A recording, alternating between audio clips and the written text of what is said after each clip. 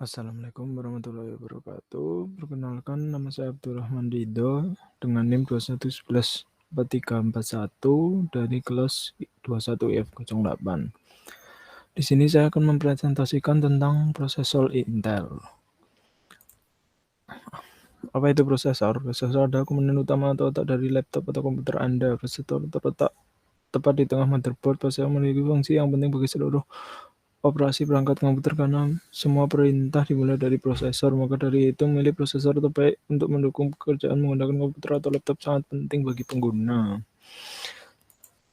Fungsi dari prosesor. Fungsinya adalah menerima instruksi dari sebuah program atau aplikasi dan kemudian menjalankan sebuah kalkulasi. Proses ini dapat dijabarkan menjadi 3, yakni tahap fetch, decode, lalu execute. Sebuah prosesor mengambil instruksi dari RAM, kemudian instruksi tersebut dibaca dan dipahami sebelum akhirnya dieksekusi oleh komponen yang relevan. Instruksi yang telah dieksekusi melibatkan proses perhitungan dasar, membandingkan sejumlah angka secara bersamaan atau memindahkan ke memori. Karena semua yang ada dalam komputer diwakilkan oleh rangkaian angka, maka tugas prosesor adalah mengolah semuanya. Jenis-jenis prosesor Intel. Yang pertama Intel Atom, kedua Intel Celeron, ketiga Intel Pentium, keempat Intel Core i3, Intel Core i5, Intel Core i7, Intel Core i9, Intel Xeon. Intel Atom merupakan prosesor yang menjadi brand untuk CPU atau prosesor K86 dan K8664 yang dirancang untuk proses CMOS 45nm dan ditujukan untuk pengaplikasian pada produk ponsel pintar, mid, ultra mobile, PC, dan netbook. Menggunakan daya yang rendah, memiliki kecepatan proses data 1,6 GHz dengan jumlah pinnya 437 dan tidak fokus pada kinerja. Intel Celeron, jenis prosesor yang dapat digunakan PC atau laptop kelas bawah, memiliki satu core. Intel Celeron dapat menjadi pertimbangan karena harganya yang lebih murah, lebih dingin, sehingga tidak cepat rusak dan menghemat listrik. Intel Pentium, prosesor Pentium generasi saat ini adalah prosesor inti ganda hemat energi yang dirancang untuk komputer desktop. Pentium memiliki perancang numerik. Pentium adalah implementasi arsitektur dengan kinerja tertinggi pada 2017. Intel Pentium menjadi dua line up. Intel Core i3 merupakan prosesor generasi Core i5 dan i7 dengan kecepatan lebih rendah, dirilis pada 2008 sebagai prosesor entry level, hanya membutuhkan daya 35 watt, memiliki dua jenis arsitektur yaitu CPU 32 bit dan 66 bit. Prosesor yang dilengkapi soket LGA 1155 dan 1156 merupakan dual core dengan hyper-threading.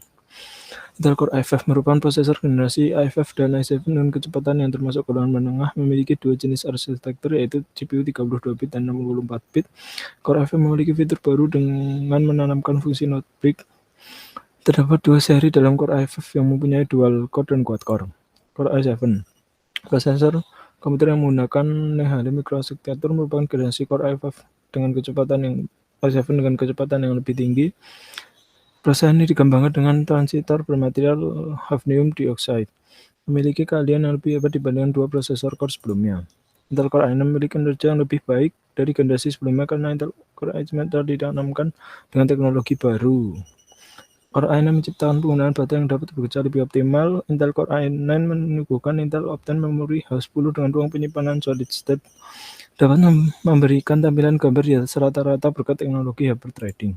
Intel Xeon, prosesor ini memiliki basis Intel Netburst microarchitecture yang dikembangkan dalam dua jenis, yaitu Intel Xeon 32 bit dan 64 bit. Xeon memiliki kecepatan 1,4 hingga 2,8 GHz meski terbilang kecil dibanding Intel Pentium Extreme, akan tapi prosesor ini mampu mengerjakan pekerjaan berat dalam jangka waktu yang lama. Prosesor yang dikhususkan untuk perangkat lunak server tingkat menengah.